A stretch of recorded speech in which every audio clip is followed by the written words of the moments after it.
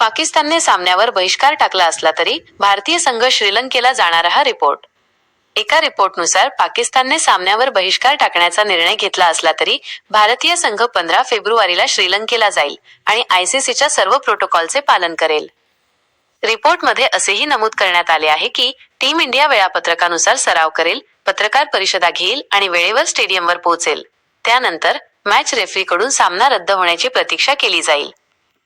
पाकिस्तानने सामन्यावर बहिष्कार टाकल्यानंतर भारत श्रीलंकेला गेला नाही तर काय होईल?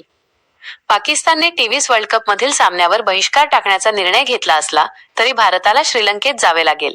वॉकओव्हर लागू करण्यासाठी भारतीय कर्णधार सूर्यकुमार यादवला टॉसच्या वेळी मैदानात यावे लागेल. जर पाकिस्तानी कर्णधार सलमान अली आगा मैदानात आला नाही तर रेफरी वॉकओव्हर देऊन भारताला 2 गुण देतील. जर भारत मैदानात गेला नाही तर दोन्ही संघांना प्रत्येकी 1 गुण मिळेल. भारत पाकिस्तान सामना न झाल्यास जागतिक क्रिकेटला होऊ शकते इंडियन रुपी 2300 कोटींचे नुकसान हा रिपोर्ट. द एजच्या मते 2026च्या टी20 विश्वचषकात भारताविरुद्ध खेळण्यापासून पाकिस्तानच्या क्रिकेट संघाला रोखण्याच्या निर्णयामुळे जागतिक क्रिकेटला सुमारे $250 दशलक्ष, सुमारे 2300 कोटी रुपये नुकसान होऊ शकते. सामन्यात उपस्थित न राहिल्यामुळे होणारे नुकसान पीसीबीला सोसावे लागेल, असे एका अधिकाऱ्याने हिंदुस्तान टाइम्सला सांगितले.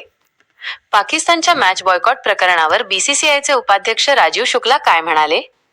बीसीसीआयचे उपाध्यक्ष राजीव शुक्ला यांनी म्हटले आहे की पाकिस्तानने टी20 विश्वचषक 2026 मध्ये भारताविरुद्धच्या सामन्यावर जो बहिष्कार टाकण्याचा निर्णय घेतला आहे त्यावर आयसीसीने घेतलेल्या भूमिकेशी बीसीसीआय सहमत आहे. ते म्हणाले, आयसीसीने मोठे विधान जारी केले आहे. यामध्ये खेळ भावनेचा उल्लेख करण्यात आला आहे. आयसीसी सोबत चर्चा होईपर्यंत बीसीसीआय यावर कोणतीही टिप्पणी करणार नाही. अशाच ताज्या आणि महत्त्वाच्या अपडेटसाठी आमचा दवंडी यूट्यूब चॅनल सबस्क्राईब करा, व्हिडिओला लाईक करा आणि बेल आयकॉनवर क्लिक करा म्हणजे प्रत्येक नवीन व्हिडिओची नोटिफिकेशन तुम्हाला सर्वात आधी मिळेल.